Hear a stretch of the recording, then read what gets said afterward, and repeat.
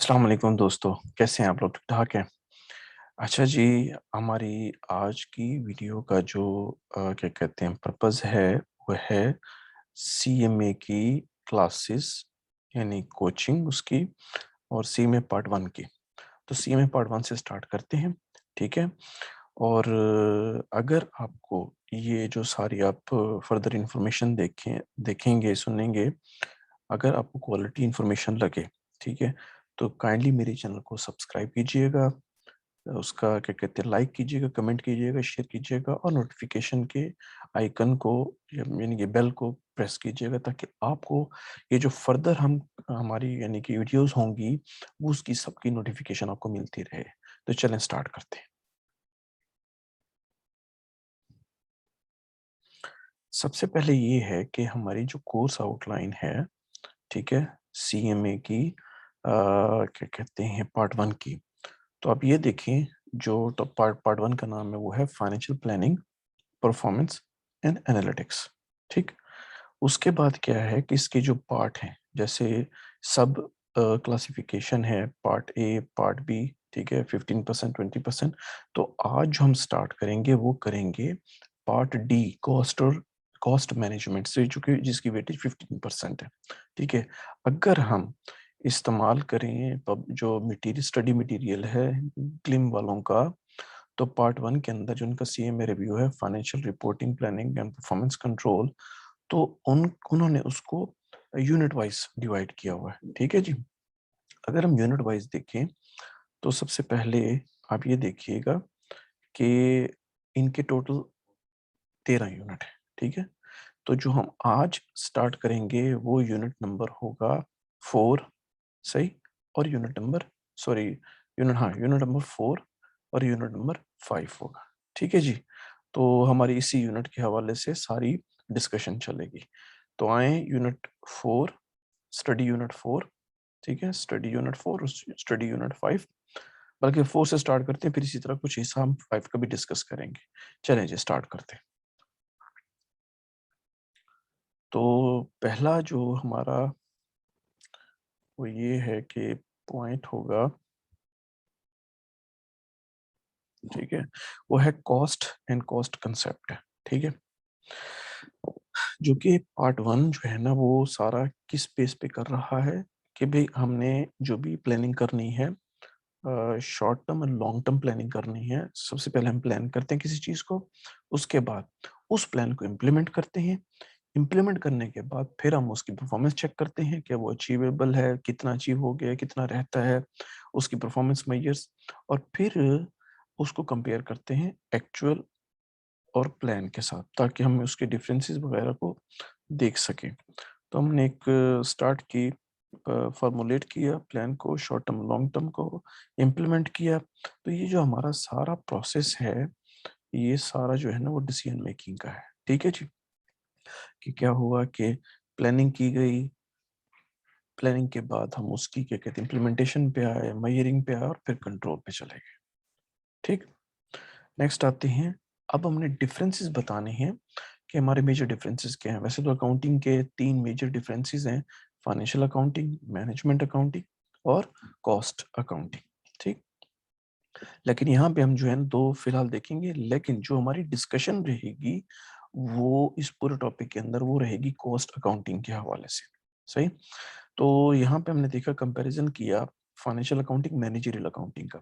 जो financial accounting होती है, सही? वो होती है हमारी किस हवाले से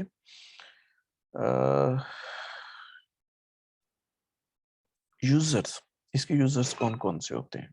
अगर हम यूजर्स की बात करें, तो इसके जो यूजर्स होते हैं, एक्सटर्नल यूजर हो गए, इसके जो है ना मैनेजर्स होते हैं इंटरनल, क्योंकि ये एक्सटर्नली इस्तेमाल की थी, पब्लिक के लिए इसके यूजर्स होते हैं, और हम फाइनेंशियल अकाउंटिंग जो मेंटेन करते हैं वो एक्सटर्नल यूजर के लिए। और जो इंटरनल होते हैं वो मैनेजर्स के लिए होते हैं, इंटरनली उनको इन्फॉर्मेशन चाहिए होती है।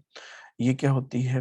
टाइमली फोकस होती है, हिस्टोरिकल पर्सपेक्टिव देखते हैं, इसका फ्यूचर एम्फेसिस होता है, वेरिफाएबिलिटी है versus relevance, emphasis on verifiability और emphasis on relevance for planning and control, जो मैं पहले डिस्कस कर चुका हूँ। Okay, precision versus timeliness, emphasis on precision, timeliness on emphasis on timeliness, ये सब्जेक्ट क्या है, इसका जो प्राइमरी पर्पस है वो पूरे ऑर्गेनाइजेशन को सर्व करना है। इसका सिर्फ एक सेगमेंट को ले लें, किसी भी चीज को ले लें, गैप हो गया, must follow the gap and predict the prescribed formats, इसमें कोई फॉलो नहीं होता, गैप कोई फॉर्मेट नहीं होता, ये रिक्वायरमेंट क्या मैंडेटरी है, ये नॉट मैंडेटरी। ठीक है जी, नेक्स्ट चलते हैं हम।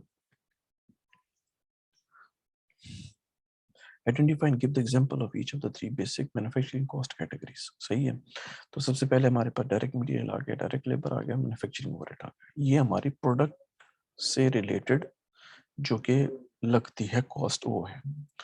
उसके बाद डायरेक्ट मटेरियल क्या है, जो कि डायरेक्टली एसोसिएट कर रहा है किसी भी प्रोडक्ट से, कोई भी प्रोडक्ट बनाते हैं, raw material that become integral part of the product and that can be traced out. ठीक है, ये डायरेक्ट लेबर हो गया, जो कि डायरेक्टली लेबर हम लगाते हैं, वो हमारी प्रोडक्ट का हिस्सा बनते हैं। मैन्युफैक्चरिंग ओवरहेड, ये डायरेक्टली एसोसिएट नहीं होते किसी प्रोडक्ट के साथ, लेकिन ये हेल्प कर रहे होते हैं डायरेक्ट मटेरियल और डायरेक्ट लेबर के ऊपर जो हम कॉस्ट लगा रहे होते हैं उसको। तो इनडायरेक्ट मटेरियल और इनडायरेक्ट लेबर हो गया। इसी तरह जो नॉन मैन्युफैक्चरिंग ओवरहेड है, जो कि हम पीरियड कॉस्ट भी कहते हैं, तो पिछली क्या हो गई, ये सारी प्रोडक्ट कॉस्ट के बारे में डिस्कस करते हुए आ रहे थे।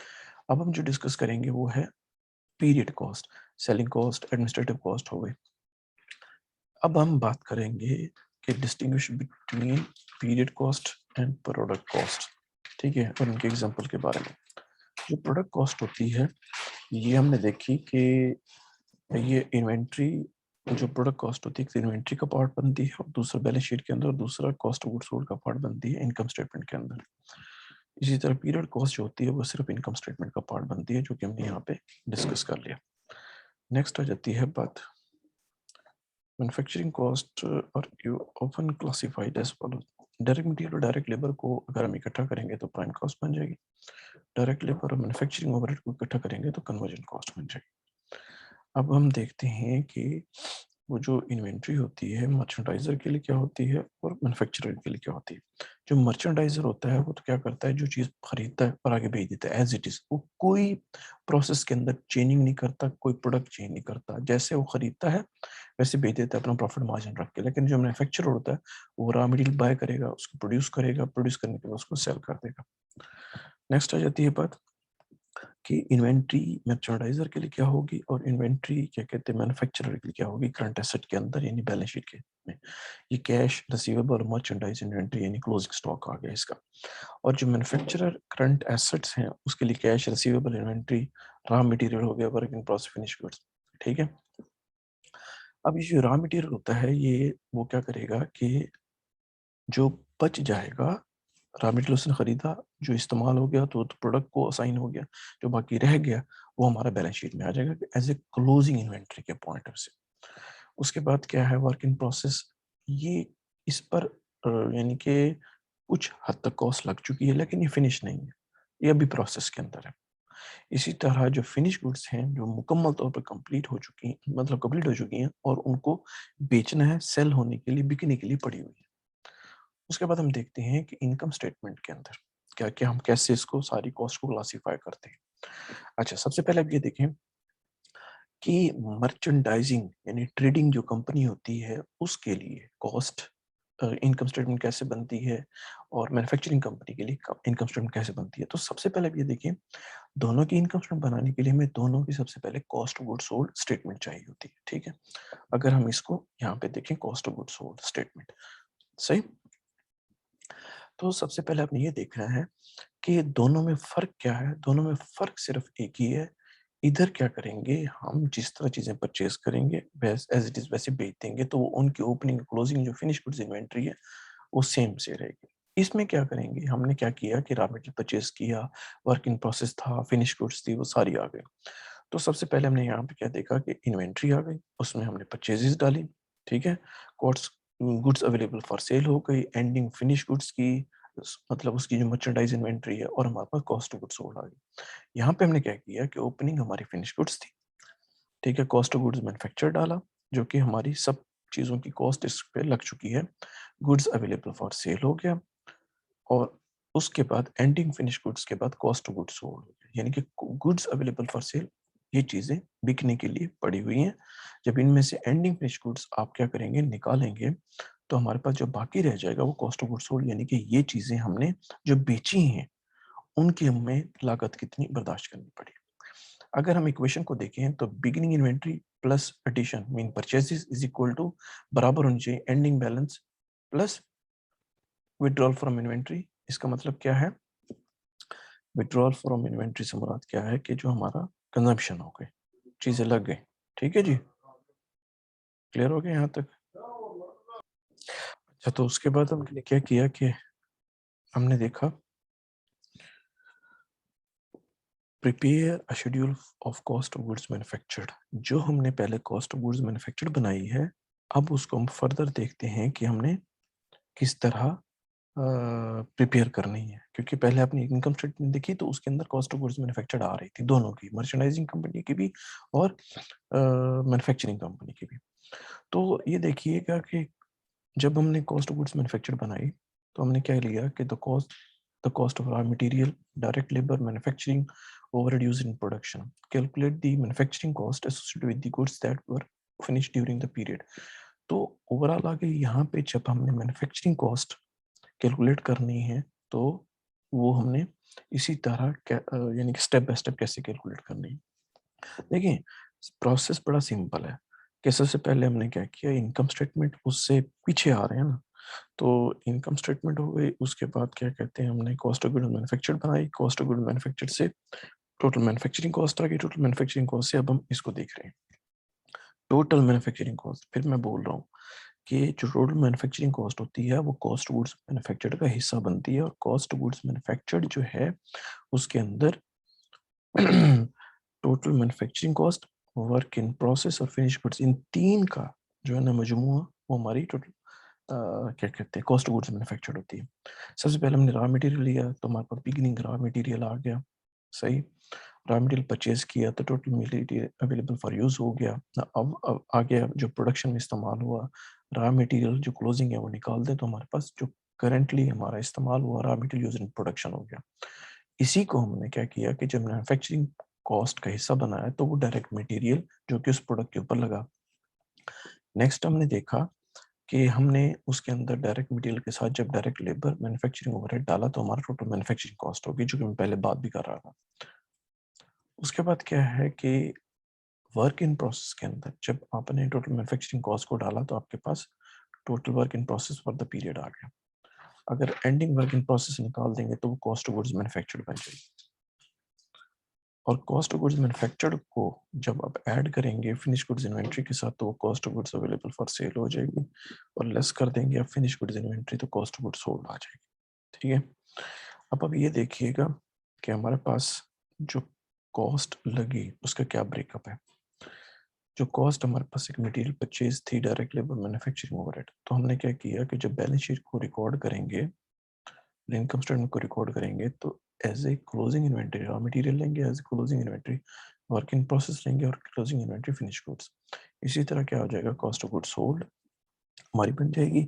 अगर इनकम स्टेटमेंट से कॉस्ट ऑफ गुड्स सोल्ड और एडमिन और सेलिंग एक्सपेंसेस जो कि पीरियड कॉस्ट है, क्योंकि ये तो सारी प्रोडक्ट कॉस्ट है ना, तो हमारे पास प्रॉफिट आ जाएगा। ठीक है जी,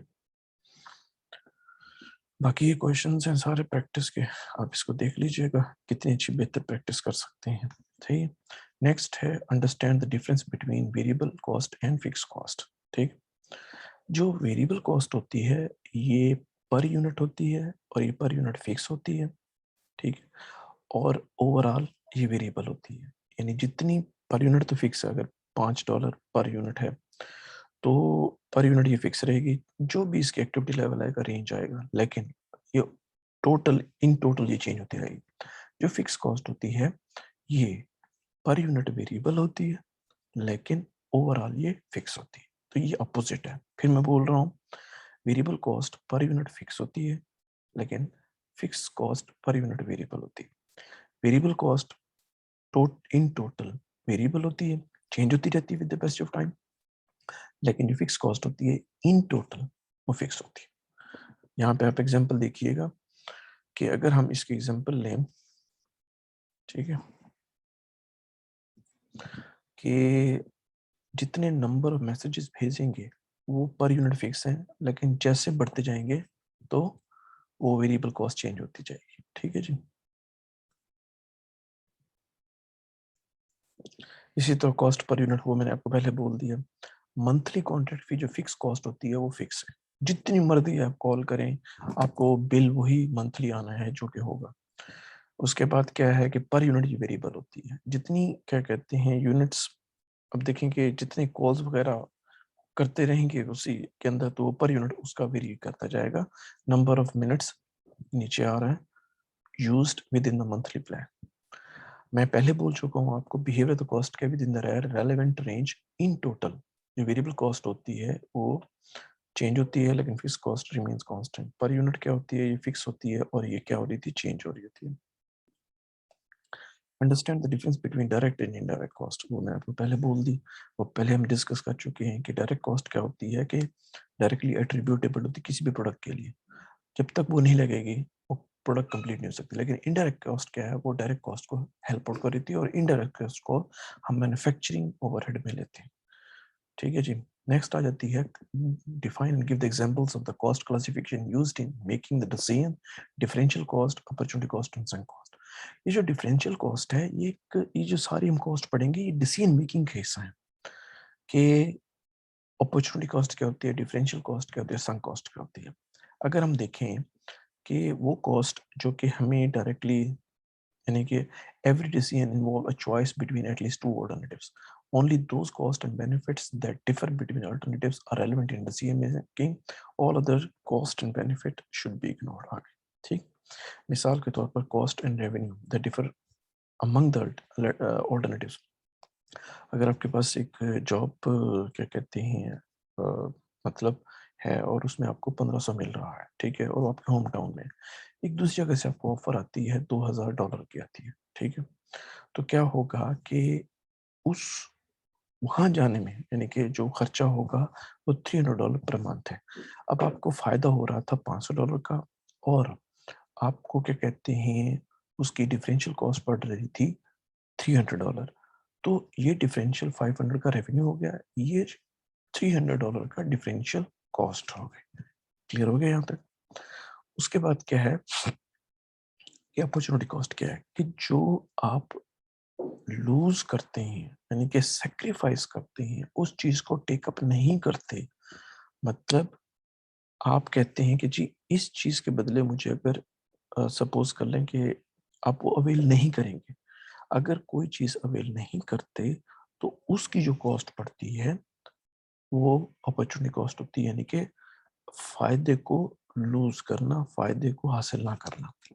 if you are not attending a college you could be earning 15,000 per year, your opportunity cost of attending the college for 1 year is $15,000। ठीक है। उसके बाद क्या है नेक्स्ट, के यहाँ पे हम जो लेंगे, तो हमने क्या देखा सबसे पहले कि संक कॉस्ट आ गए। अब संक कॉस्ट क्या होती है, ऐसी कॉस्ट जो लग जाती है, रिकवर नहीं होती और कभी भी वो आपकी डिसीजन मेकिंग का पार्ट नहीं बनती, वो एक संक बन जाती, जाया। ठीक है। नेक्स्ट आ जाते हैं हम, बाकी एग्जांपल्स हैं देख लीजिएगा और ये समरी है जो हम पहले डिस्कस कर चुके हैं। मैं अब बात करूंगा लेबर कॉस्ट की क्लासिफिकेशन के हवाले से। तो क्वालिटी ऑफ कंफॉर्मेंस कॉस्ट क्या होती है कि हमने एक स्टैंडर्ड मेंटेन करने होते हैं अपने क्वालिटी कंट्रोल के लिए, उसके ऊपर जो हमारी कॉस्ट लगती है क्वालिटी कंट्रोल प्रोडक्ट के हिसाब से मेंटेन करने के लिए, क्वालिटी स्टैंडर्ड को जो हमारी कॉस्ट लगती है लेबर कॉस्ट कहलाती है। आए देखते हैं कितनी किस्म की होती है। ठीक है। एक तो होती है हमारी प्रिवेंशन कॉस्ट, दूसरी होती है अप्रेजल कॉस्ट।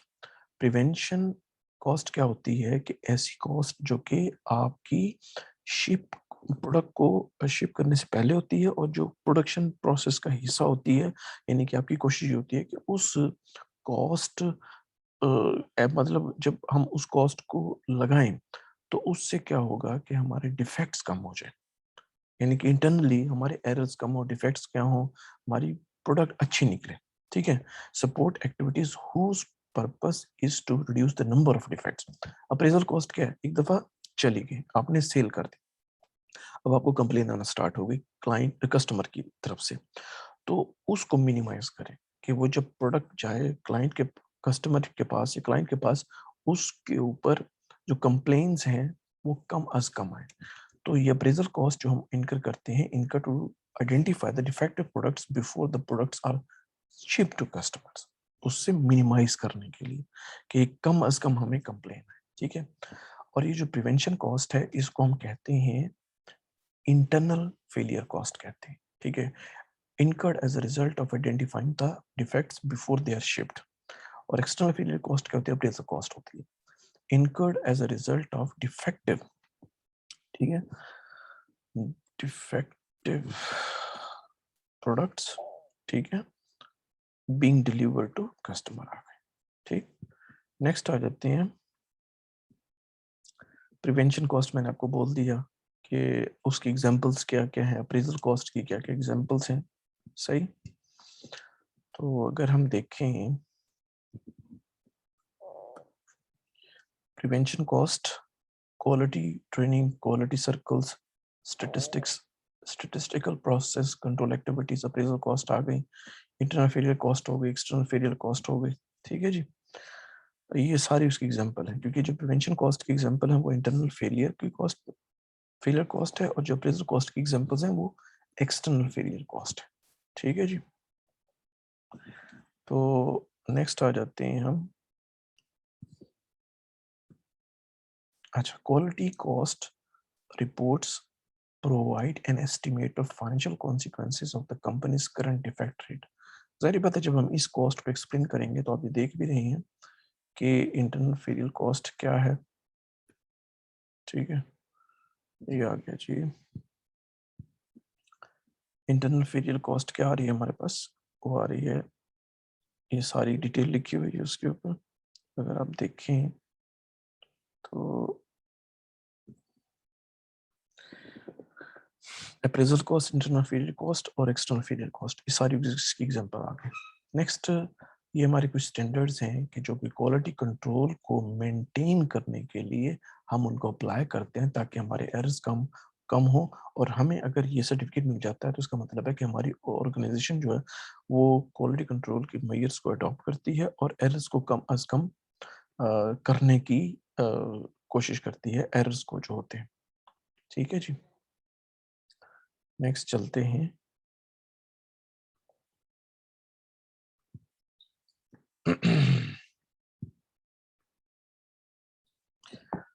तो ये थी जनाब आज की क्या कहते हैं वीडियो, आपके यूनिट स्टडी यूनिट 4 के हवाले से, जो कि हमने कॉस्ट और कॉस्ट के कंसेप्ट के हवाले से हमने डिस्कशन की। अगर आपको ये अच्छी लगे, आप इंजॉय करें, तो काइंडली मेरे चैनल को सब्सक्राइब कीजिएगा। अगर क्वालिटी इंफॉर्मेशन लगे तो लाइक कीजिएगा, शेयर कीजिएगा, कमेंट कीजिएगा, नोटिफिकेशन की बेल आइकन को प्रेस कीजिएगा ताकि आपको इससे रिलेटेड इंफॉर्मेशन मिलती रहे। तो thank you so much, hope इंशाल्लाह यू विल बी गुड।